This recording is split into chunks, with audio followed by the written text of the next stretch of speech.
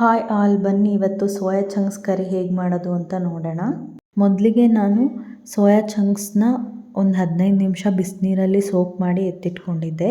ಇವಾಗ ಅದಕ್ಕೆ garam masala, coriander powder, chilli powder, ಸ್ವಲ್ಪ ಉಪ್ಪು ಮತ್ತು ಮೊಸರು ಹಾಕ್ಕೊಂಡು ಮ್ಯಾರಿನೇಟ್ ಮಾಡ್ಕೊಂಡು ಎತ್ತಿಟ್ಕೊಂಡಿದ್ದೀನಿ.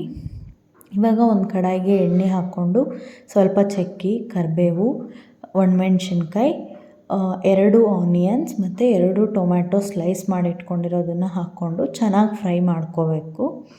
ಇವಾಗ ಇದಕ್ಕೆ ಸ್ವಲ್ಪ ಅರಿಶಿನದ ಪುಡಿ, ಕೊರಿಯಂಡರ್ ಪೌಡರ್,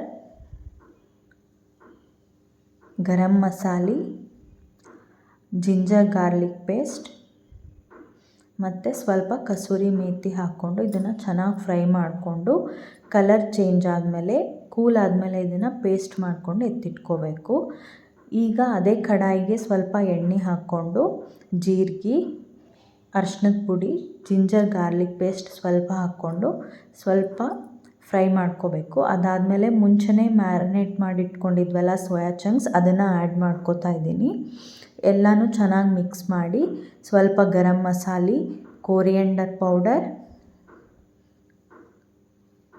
ಮತ್ತು ಚಿಲ್ಲಿ ಪೌಡರ್ನ ಹಾಕ್ಕೊಂಡು ಚೆನ್ನಾಗಿ ಮಿಕ್ಸ್ ಮಾಡಿಕೊಂಡು ಸ್ವಲ್ಪ ಬೇಯಿಸ್ಕೋಬೇಕು. ಇವಾಗ ಮೊದಲೇ ಫ್ರೈ ಮಾಡಿ ಇಟ್ಕೊಂಡಿದ್ವಲ್ಲ, ಅದು ಕೂಲಾಗಿತ್ತು, ಅದನ್ನು ಪೇಸ್ಟ್ ಮಾಡಿಕೊಂಡು ಅದನ್ನು ಆ್ಯಡ್ ಮಾಡ್ಕೋತಾ ಇದ್ದೀನಿ. ಇದನ್ನು ಆ್ಯಡ್ ಮಾಡಾದಮೇಲೆ ಎಲ್ಲನೂ ಚೆನ್ನಾಗಿ ಮಿಕ್ಸ್ ಮಾಡಿಕೊಂಡು, ಈ ಟೈಮಲ್ಲಿ ಉಪ್ಪೇನಾದರೂ ಕಡಿಮೆ ಇದ್ದರೆ ಸ್ವಲ್ಪ ನೀವು ನೋಡಿ ಉಪ್ಪು ಹಾಕ್ಕೋಬೋದು. ಮತ್ತು ಇದಕ್ಕೆ ಸ್ವಲ್ಪ ಕಸೂರಿ ಮೇಥಿ ಹಾಕ್ಕೊಂಡು ಮಿಕ್ಸ್ ಮಾಡಿಕೊಂಡು ಒಂದು 2 ಮಿನಿಟ್ಸ್ ಬಾಯ್ಲ್ ಮಾಡಿಕೊಂಡ್ರೆ ಮುಗೀತು. ಸೋಯಾ ಚಂಕ್ಸ್ ಕರಿ ರೆಡಿ.